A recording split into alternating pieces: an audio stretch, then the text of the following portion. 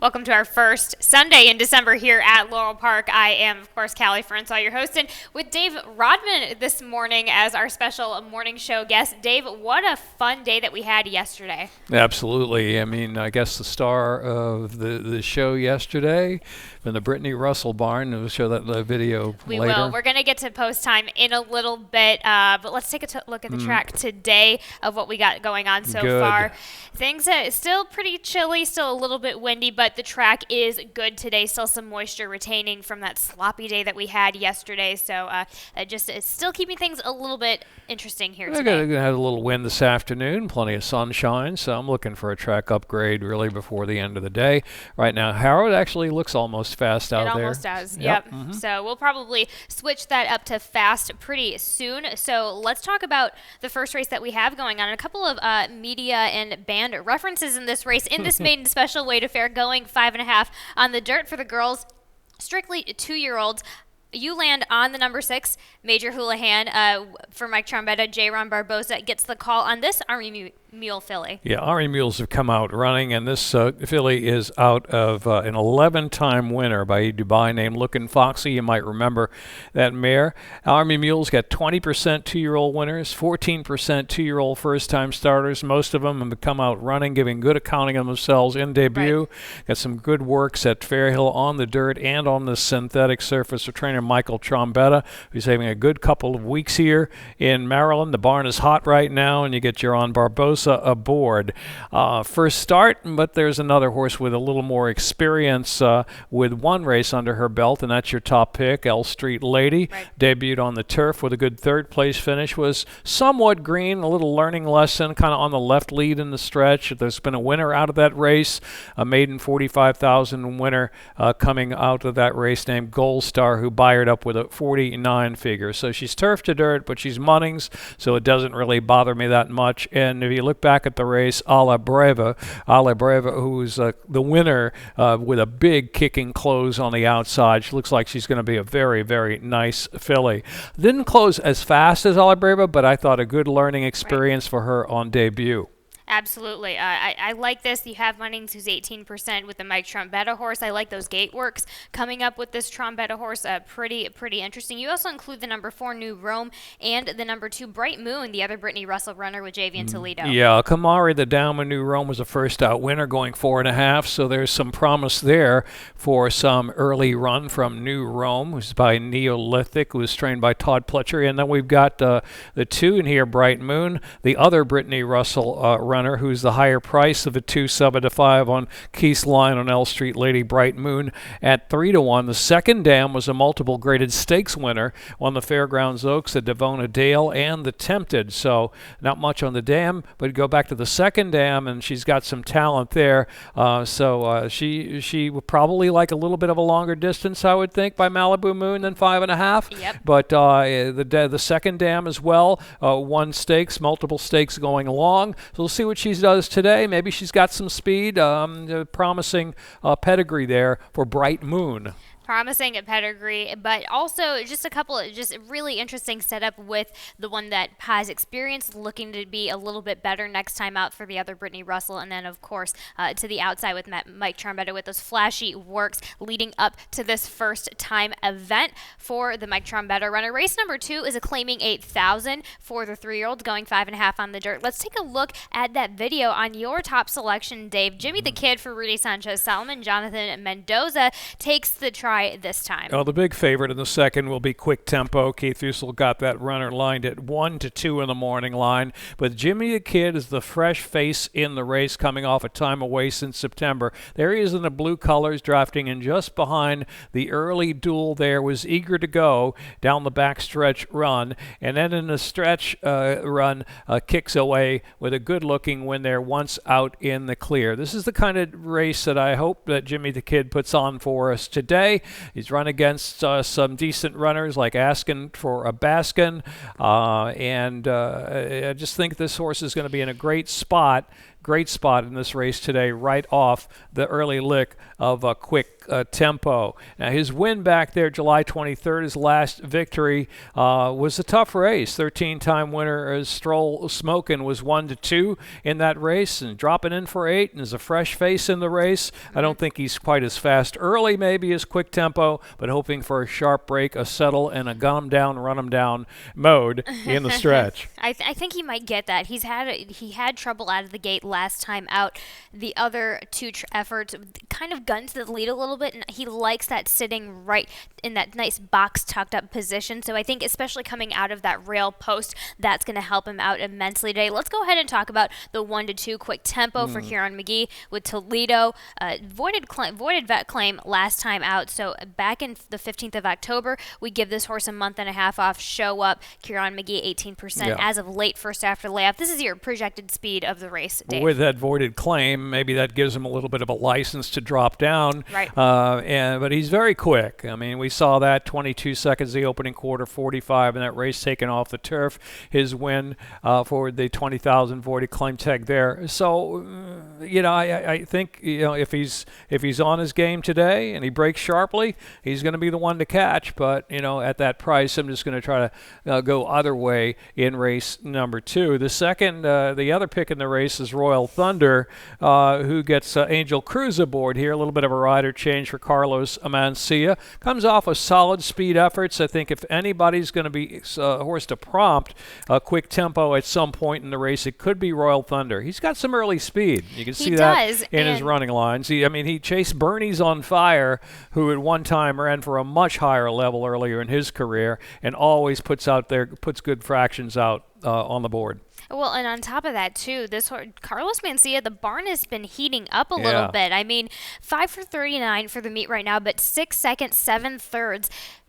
Off just of recent stats, 7 for 29 lately, first after the layoff. So this is one of those prime, not so sneaky at 9-2, but for Carlos Mencia and Angel Cruz, we both have also the 3 underneath. Instigated for Jose Ramirez, Johan Rosado takes the call on this one. This one is ultimately that nice ultimate trip, just sitting right off of the pace. I don't think this horse is going to be playing too much into the speed factor at all. Let's look at him a little closer now. You look at his form, you say, meh, but then you look at his record at Laurel. He's 4 for 8. This horse loves Laurel. He's won 7 races, 4 of them here. He's recently come back to this track, finished 5th behind Andy Poison, who nobody was going to beat that day. Got a lot of play and kind of inside, not enough. There's a comment, but Rosado gets aboard today for trainer Jose Ramirez, and he did run behind Andy Poison in that race, who ran, I think, the best race of his life, really. It was a 70 buyer in winning. That was the best race of Andy Poison's career. So he ran into a sharp horse last time out. This horse likes Laurel, and he's got some ability to close from off of it. Don't forget to use him underneath at least. I agree with that, which is why I have him right underneath. This is an interesting setup, especially in the first. Our picks in that. But Dave, Rodman, you go 1-5-2. 3, I go 5-2, 6-3. Race number 3 is claiming 10,000, which have never won 2 for the 5.5 on the dirt for the 3-year-olds and up. Dave, you land. I didn't get your picks switching up. So you land on the 6. That is Crimson Rocket, who I have underneath. Crimson Rocket for Kieran McGee. Horacio Caramanos had a decent day yesterday. Again, this is a horse that is somewhat of a bit of a need the lead type. Yeah, well, I think he's going to get the lead. I think he's faster in the opening quarter here, and that's going to be the key to the race. He might have to start praying a little bit in the last 16th of a mile, but it was a pretty good effort last time out where he got a little bit of heat early in the race. Had to lead by a half length of the opening quarter mile. Grudgingly is the comment. I like that comment. And he was kind of sandwiched in between horses late in the race when he was tiring. I think there may have been an objection in that race. It was not allowed. Right. So it really wasn't much, but it didn't cost him the race. But certainly he got in a little bit of trouble late in that race. So there you see the checked late comment, but it wasn't really much consequence. I think the key to him is to make the lead in this spot. I mean, he was fast enough on the turf to open up quick down the backstretch at Pimlico on the grass when he got beat by an informed turf horse by Damon Deladovico's barn named Aesthetically. So, I mean, the projection for me is that he's going to try to make the lead in the spot and hold on to win. He gets some help cutting back to the 5.5 for this race here today from that 6 furlong effort last time out. So the horse is in good form, gets help with some cutback in distance. You and I both have Dr. Rags in our picks on the rail for Donald Barr, William Humphrey. William Humphrey having a great weekend so far. I think this is his last day as an apprentice, but what I always like to see is that when Humphrey gets a chance on a horse, he gets a second chance on a horse. That horse not dramatically all the time, but that horse usually does end up improving, and that's exactly what happened last time out. Now, I think the dirt might have helped him out a little bit, but that horse gets the ride that he needs today. He's out of that Crimson Rocket race and had a good trip down to the inside with a big surging run late at 92-1. Was kind of unlucky to lose the bob, and I mean, back to the dirt and sprinting like this. I mean, I don't think he's as fast as Crimson Rocket early, but with that inside draw, I think Humphrey's going to try to save some ground and surge late just as he did last time out. Maybe he'll wind up on the right side of the surging bob this time around. I mean, I think that race was enough to put him over the top in here. Don't know if I'm going to trust him to come right back, though. Bowie two-step, speaking of trust, I mean, he's finished second 5 times from 17 starts, so you can trust he's always going to run a good race, but always kind of comes up with an excuse, beaten here, beaten there, beaten on the turf, beaten on the dirt. Just that last 16th of a mile doesn't seem to have the follow-through kick, but he's going to be close up. Absolutely. Race number 4 is a maiden claiming 12.5. Which starts, it's 7 furlongs on the dirt, but it starts. Dave, your middle pick 4 ticket, you're joining me in the start of your ticket on this race. Let's take a look at your middle pick 4 and see how that starts playing up. The reason I did the middle pick 4 today, I think there's some possibility of prices in a couple of these races in the sequence. So the first race, I'm using Poet in My Heart is going to be my top pick in that race, along with Party Ready and the 10 horse, Manitoulin Island, who kind of bucked a little bit of a bias last time out. So Party Ready, Manitoulin Island, 4-5-1 range. I mean, the favorite in the race is 3-1. So you may get a little moderate kind of price in there. The 5th race, I'm going to go with Robert Clasaris shipper, Karamanis and Clasaris, and also the 5 Trash Talking Larry. I think he's a very versatile kind of horse who's going to try to stalk the lead today. He's won on the dirt and he's run well on the turf. Now he's coming back to the dirt this afternoon for Dennis Arujo. And in the 6th race, they're going 2, 4, and 9, and kind of a scramble of a race here. A couple of first-time starters with potential to win first out, and 5-star Fran will have a stat on Ned Allard a little bit later in that race. And in the 7th race, well, Welling's going to be the big short price favorite in there. I used him, but I'm picking the Penn National shipper as well in here, mine to hold for a possible upsetter for a 6-horse field. If you're going to try to be the favorite in there, there's a few ways to go, and so I'm going to use the 4 in there. Also was considering using Lacey Gaudette's horse Oxide, maybe if you want to bump up the ticket a little bit, but I kept it for an under $20 bill here. There you go. Taking away with that. I don't go under $20 in my Rainbow Pick 6 ticket. Mind you, that pool hit yesterday, so we have a brand new pool that will start in race number 4 as well. And speaking of race number 7, I do go with Oxide in that race. Yeah. And in race number I knew you would. Of course, yes. I think we all know behind the scenes. And really, I'm very fearful of the horse. I'm a big fan of the horse, yes. So, of course, I go with Poet in My Heart. Then I stick on Party Ready in this race. Brittany Russell, just going to improve. Brittany Russell, she usually doesn't really do the Charlestown to Laurel move. And so I'm going to like this horse coming back here to Laurel Park for that second try out. A nice breeze leading up to that race number 5. I go 3 deep. This was I was still kind of scratching my head with this one, but of course I stick with my top selection, the Bob Clasaris horse shipping that we talked about. Race number 6, I go 3 deep in there. I also include 5-star Fran, who you have a stat on later today. And of course, we talked about this earlier. I did go with Oxide and Welling in race number 7. Race number 8, I do go 4 wide in that. I think there's a couple of there's some decent horses in there. I like the 10, I like the 2, but then I also add the 3 and the 5 for fun. And of course, I have to single somewhere, and I find an easy single on Thunder Boss. Of course, we'll have a video on that horse in a bit, but let's talk about race number 4 with this maiden claiming 12.5, 7 furlongs on the dirt for the 3, 4, and 5-year-old girls. Dave, Poet in My Heart. You have right on top, Lacey got at blinkers on. Ever since Thais Pustina got on this horse, just improvements. I like the 7 furlongs for her today. Well, they're trying to find a level for this filly. First Right. time out, she ran a maiden 45 without Lasix. Came back with Lasix and an excuse at the start, stumbled, and really had to toss that race out.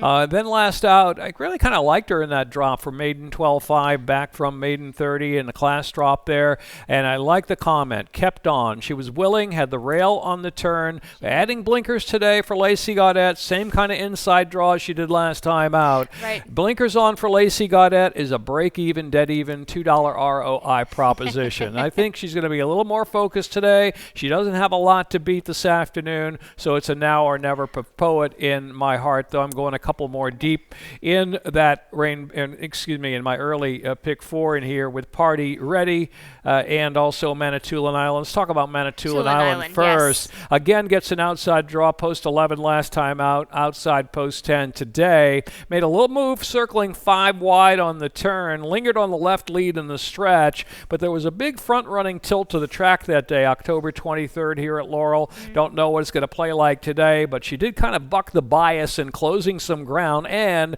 was 5 wide on the turn when making the move as well. So if she's going to win, she'll come grinding them down in late stretch. And then, of course, the 8 is Party Ready in here. One race at Charlestown, stretching out. A $90,000 purchase in 12.5 second out. Doesn't scream excitement, but she was wide in that race. And, of course, when you're at CT, outkicked by the 4.5 speed, what are you going to do? Exactly. So I don't, and again, she hasn't done that move in, I don't think ever, running a horse first time out at Charlestown. So she gets back to trainer, team, horse gets back to this situation that's going to improve for success. More than ready, of course, 16% with his second time starters. You also include the number 6, Made It, for Tim Keith, Johan Rosado. She tried first on the turf first time out. What do you make? I actually like this filly. This filly at the 7 furlong distance here today. Firing line.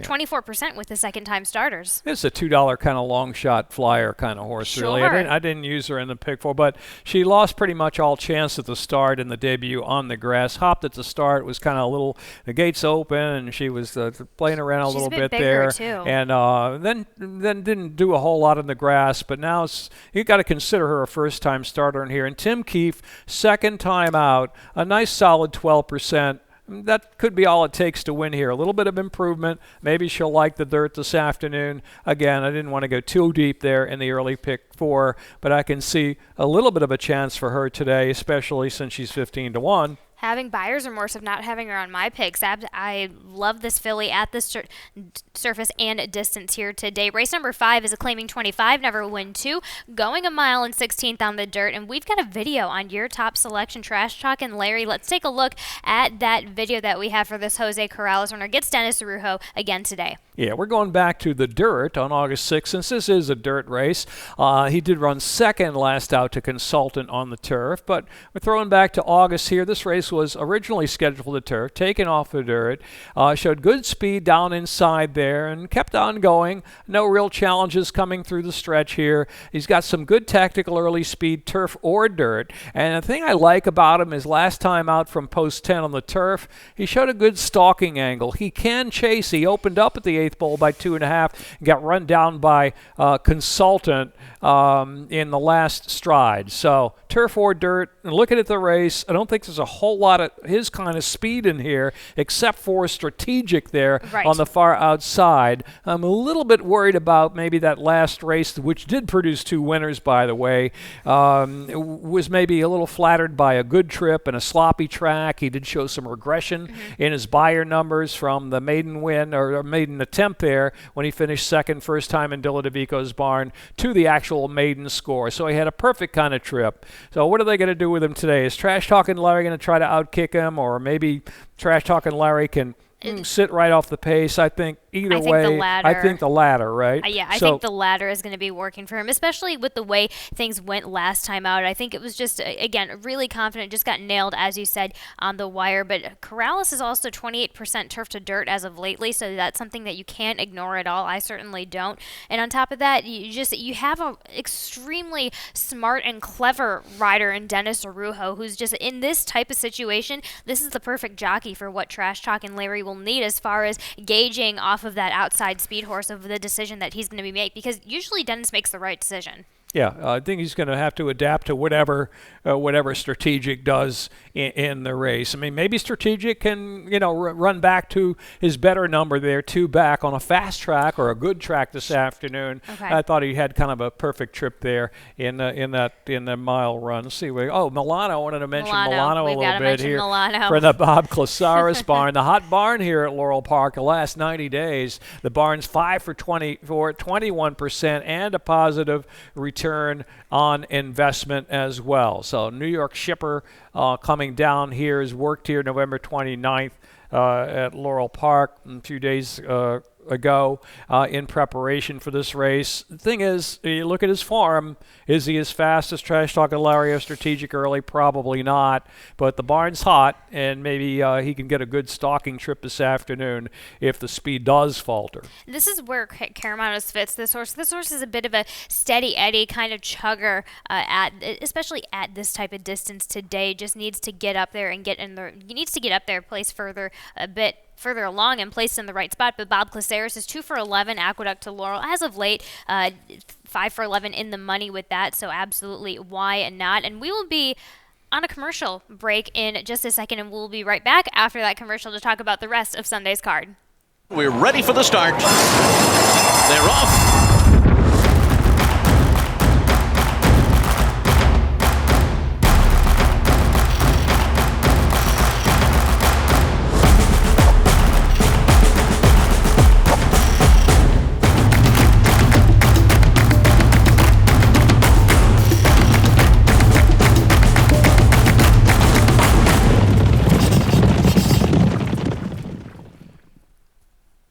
Hello again. We're back to talk about the rest of Sunday's card. Let's start off with this 6th race, maiden claiming 12-5 for 6 furlongs on the dirt for the girls. Let's talk about 5-star Fran right away. Dave, we've got a stat on Ned Allard and J-Ron Barbosa. J-Ron Barbosa gets a call, but the stat is about Ned Allard today. Yeah, a horse from June to November comes back to run 5th here at Laurel Park. Is the second start off a 45 to 180 day layoff. Look at Ned Allard's stat, 22%, 8 for 37, nice positive ROI, $3.02.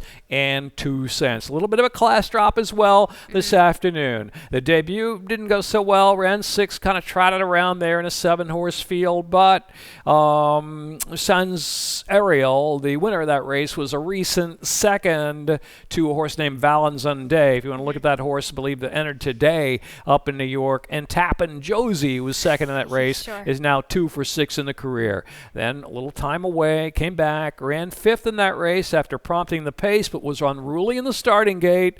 Got the grudgingly comment, maybe a little bit on her best behavior today. Second start after the layoff. A little worry about her mental state maybe going into the game. Hopefully she gets her act together here this afternoon. Was a bit unruly last time out, headed toward the gate, but Barbosa's going to ride back for Ned Allard here in a strong stat second layoff.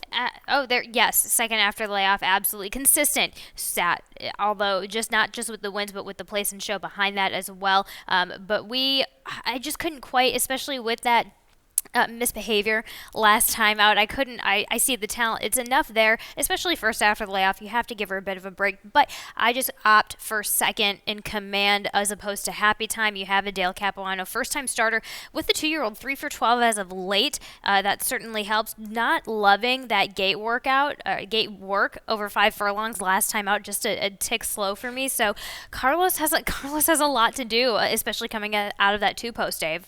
There's some confusing signs about this filly. $24,000 purchase in for this low level today. Run Happies, they're right. They're okay. 10% first time starters with 17% with 2-year-olds to the sire Run Happy. When you look at the dam side, she's more bred for turf routing. So turf season's over, Yeah. right? And they're just putting her in here in the dirt maybe to see. But Dale Capuano with maiden claimers in dirt sprints has a positive return on investment. It's 26% maiden claimer debut runners. So you got some versatility there from the sire. Turf on the dam side. I think just he's putting this filly where he believes she can belong and win, be competitive first time out. And that's here from post 2. Doesn't have a lot to beat, especially if Ned Allard's horse doesn't fire the way I think she might. Fair enough. We also both have the number 4 underneath Always Forward for Lacey Gaudette.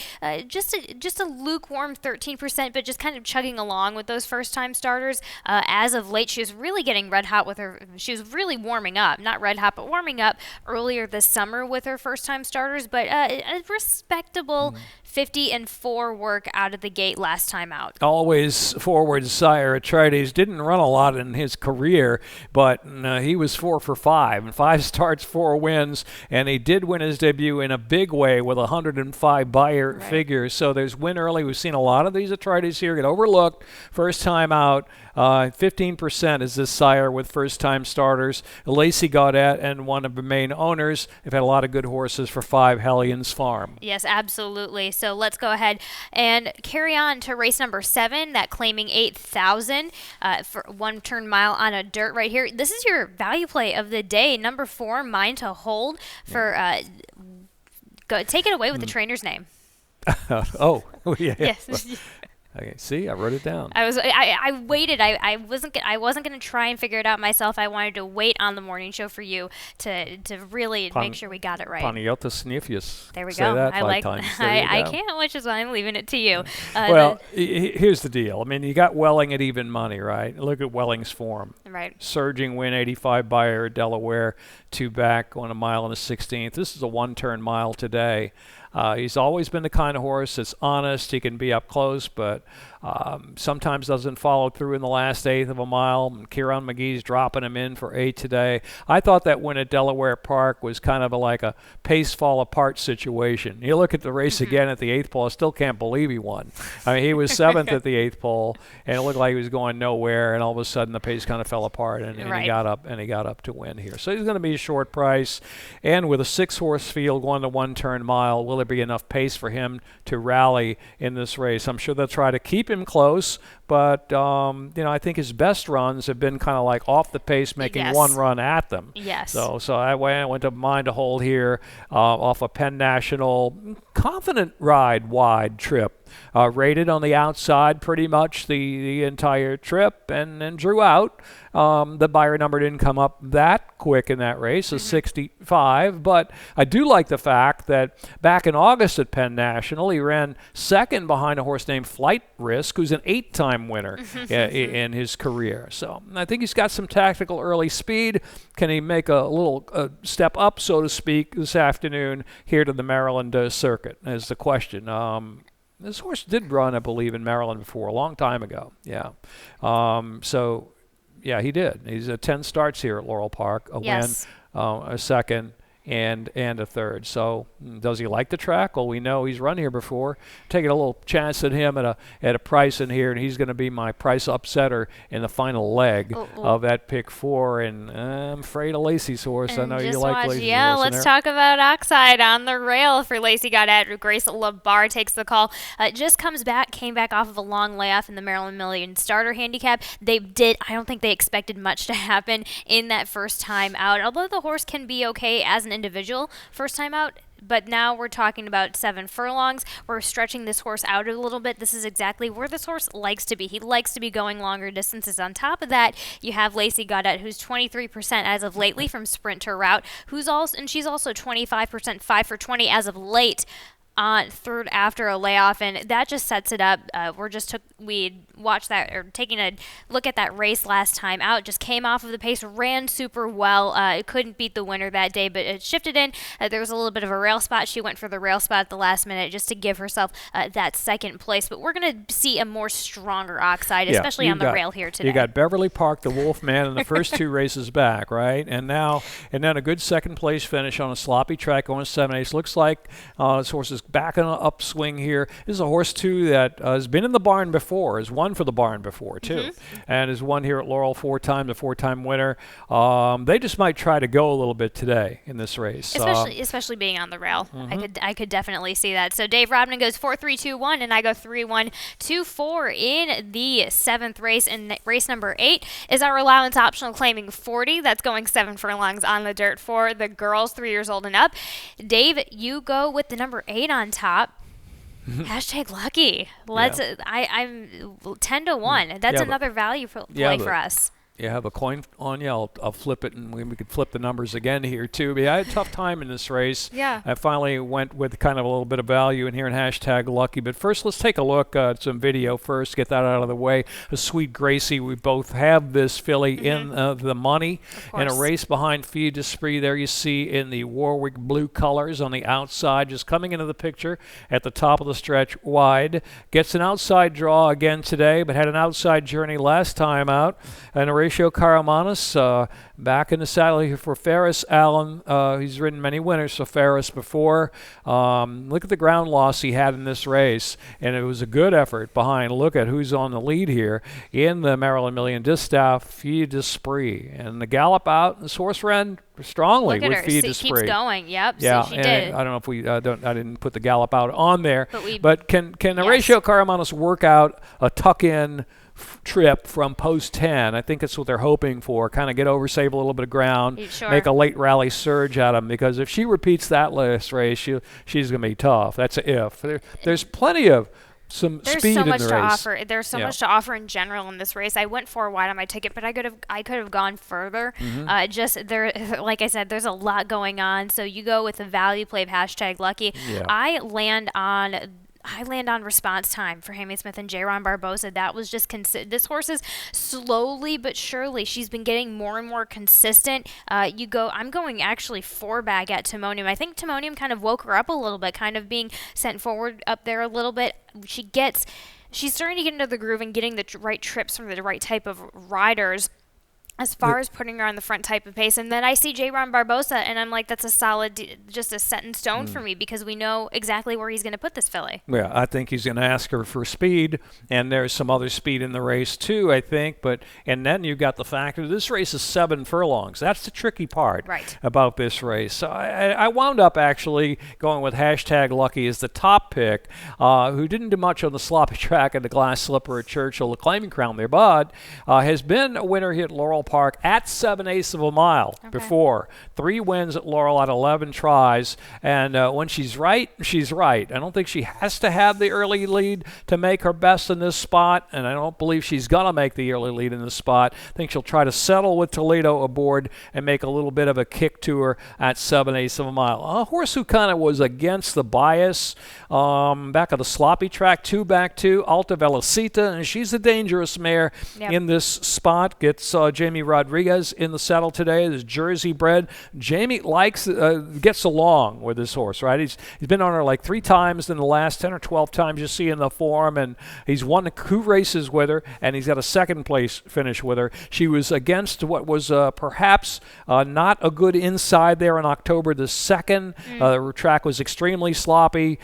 She was inside pretty much the whole way and just kind of even pedaled it through the stretch. So against the bias, couple back, and she's the kind of mare who's going to keep on grinding at 7/8 of a mile. This is a very, very tough race to me. It's so tough. I include her as well, and in fact, even if she does get a rail trip, if you go 4 back, she was pretty game on that rail over at Monmouth. So I like the way I just like the toughness and the grittiness of this filly. And you also highlight she gets Rodriguez back in the saddle for her. You also include the number 6 to the outside double Fireball at 10-1. But let's get into our nightcap, because we could talk about our feature race for quite a while, because I feel like, again, there's so much to offer in that our feature race that we have for that day. But let's talk about our 9th race of the day, this maiden claiming 45, going 5.5 on the dirt. And let's pop that video up right away of both of our top selections, Thunder Boss and Ali Oxenfree, coming out of the gates. There you go. So Thunder Boss will be in the red cap, and Ali Free is right there the whole way. Actually makes the lead, the opening strides here. They hooked up right from the start, pretty much, right? The Yep. green cap, Ali Alaxon Free. Just kind of gradually edging clear without much urging from Thunder Boss down the back stretch. Opened up and was beaten late in the stages of the race there on the rail there. There's Thunder Boss actually passing that one. And here comes Ladra Rafiki to pass them all. I think that day, November 14th, there might have been a slight outside tilt bias to the track. Yes. And maybe Ali Oxen Free was kind of going against the grain there. Well, if that was the first time out, she came up a little short, but here's an example. That same day, November 14th, 110, remember that horse? Made a sweeping 5-wide move to win going away. The inside, I wouldn't say was dead, but maybe just a little bit outside tilt that day, November the 14th. Maybe put her over the top this time out, second out for the Damon Dillard of Eco Barn. Well, what's going to be interesting to me is that if are they going to try and send Ali Oxen Free again this time, because they know that Thunder Boss, Sheldon's going to do that was a smart ride from Sheldon. He took back, got that filling clear, and just really got nailed by Laudero de Fiji. There is no Laudero de Fiji in this race here today, so I'm really just curious more than anything to see how that setup is going to go ahead. But you also include the number 7, Berzina for Kieran McGee. Gets the blinkers on with J-Ron Barbosa on top. Yeah, 3 turf runs and a dirt try, right? Off the claim for Kieran McGee for Helen Marshall. When they reach in, Marshall and McGee, they don't mind spending money. They paid $30,000 off the claim here by Great Notion out of Barushka. This is a half-brother. I say brother, sister, excuse me, Philly, to Taco Supreme and Artful Splatter. Artful Splatter, of course, a lot of success in the Kieran McGee barn, and ironically, Taco Supreme from the Damon Dillard of Eco barn, right? A horse that I like in here, Ali Oxen Free. So there's some pedigree there, and the question is, can he do it off the claim? Coming from off the pace, because it doesn't look like he's got early speed, but maybe the barn switch will put more early lick into Brasina. Exactly, and that's Kieran McGee sharpens horses up. The way he trains these horses in the morning, he gets them really on their, just ready to rock and roll coming out of the gates. And here's another example, number 2, Midnight Choir, the other Kieran McGee runner that we have really quickly, 33% as of late from turf to dirt. That just sets up for a nice little 5-1 surprise with Rodriguez on top. Why not? Anything else to add to that horse, Dave? No, I just think Ali Oxen Free's going to try to make the lead and go. That's and just, go. Yep. that's, yeah. So with that is we're done with our chat here for Sunday racing. Let's talk about some fun stuff that happened over the weekend in the lightning round.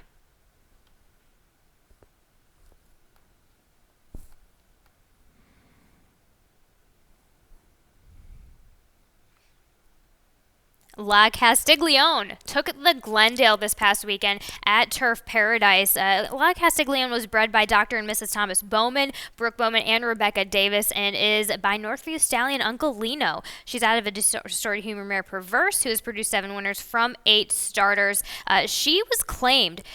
So we talked about this, Dave. She was claimed in Claudio Gonzalez claimed her from Courtney Young, first time out at Laurel Park. Claudio had her at Monmouth. She was claimed over at Monmouth in September of last year, and then was brought over to Arizona. And she's won 2 stakes over at Arizona Downs, and then this one at Turf Paradise, all going long on the grass. So the nice representation for the Maryland runners. Another nice representation in Maryland is the Timonium sale that starts tomorrow. That starts about 11 o'clock. I think 11 o'clock tomorrow. Let me just double check that. Yep, Maryland State Fairgrounds at Timonium. The sale begins at 11 a.m. I believe they're, let me scroll through this really quick. Well, whoever hit that pick 6 yesterday, Rainbow pick 6, ought to there. spend a little bit of that money. Exactly. Get themselves a nice horse and roll it over. 286 entrants. I didn't check scratches, but that's going to be going on tomorrow. Now let's talk about the highlight of yesterday, both the Maryland Juvenile Fillies and the Maryland Juvenile. We're taking a look at Malibu Moonshine for Charlie Baker. This filly, of course, half to Malibu Beauty and other stakes winners in Maryland, just showed that she's ready to do some more, possibly stretching out, as talking to Charlie Baker after the race. Yeah, right. The horse was entered here, gotten a little sick, So they put her back in here. So she had to overcome a little bit, having not raced since the only run at Pimlico. And this is kind of like a carbon copy of that Pimlico run, yes, right? it Off was. track, big sweeping move.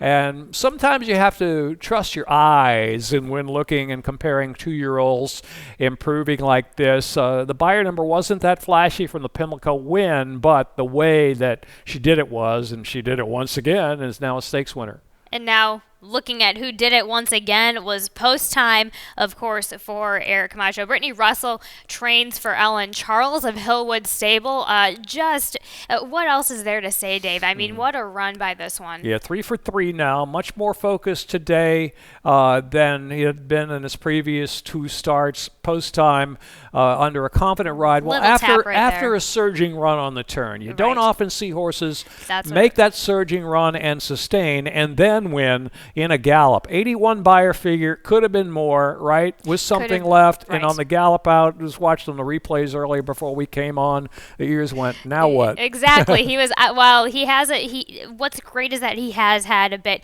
of chaotic good energy type of reputation in a colt. So just really just a big kid who loves to do his job. So it was nice to see him make that. It was brilliant to see him make that move from the 3As and just carry on with it and just stick to task. So everybody's excited for what's to come with that. Ellen Charles, the granddaughter of Marjorie Merriweather Post, such an interesting story on that. She's been wanting a line from that Grandam of Merriweather, and then so Marjorie Merriweather Post to honor the mare, and then named this one Post Time. Didn't even really, you would think it was named Post Time because of a racing term, but really there's much more to that, and I'm sure much more to see from Post Time and Hillwood Stables. Let's go over quickly on your best bet and value play of the day. Your best bet is, of course, the number 6 Damon Deal Vico runner in our nightcap. Yeah, well, got to save the best for last. Hopefully this one will get home. Ali Oxen Free in a rematch there against Thunder. I want to keep saying Thunder Boss. Thunder Road by Bruce Springsteen, but Thunder Boss.